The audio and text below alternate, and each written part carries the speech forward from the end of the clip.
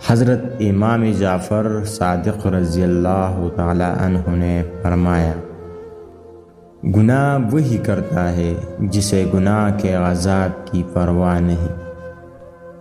بوڑھے کی رائے جوان کے زور سے بہتر ہے۔ عورت سراپا شر اور خرابی ہے، اور اس سے بڑھ کر خرابی یہ ہے کہ اس کے بغیر چارہ بھی نہیں۔ فاسق کی برائی بیان کرنا غیبت نہیں ہے۔ علم بے عمل آزار ہے، اور عمل بغیر اخلاص بیکار ہے۔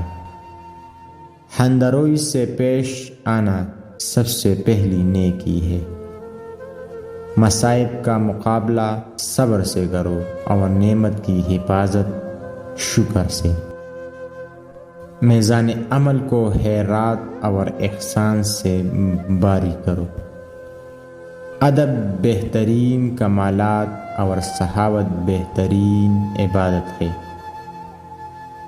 اگر تو کسی پر احسان کرے تو بھول جا، جو تجھ پر احسان کرے اسے یاد رکھو۔ عبادت بغیر توبہ کے صحیح نہیں، کیونکہ خدا نے توبہ کو عبادت پر مقدم کیا ہے۔ 5 شخصوں سے پرہیز رکھو: جھوٹ بولنے والے سے، احمق سے، بخیل سے، بزدل سے، حریص سے۔ ہمارا دین سراسر ادب ہے۔ جو اسے ملحوظ رکھے گا فلاح پائے گا، جس نے ادب چھوڑا بے نصیب رہا۔ بخشش کا کمال یہ ہے کہ انتظار سے پہلے دی جائے۔ خدا کی عبادت اپنی جان پر جبر کیے بغیر نہیں ہو سکتی۔ دیدہ دانستہ ظلم و زیادتی یا غلطی قابل معافی نہیں ہے۔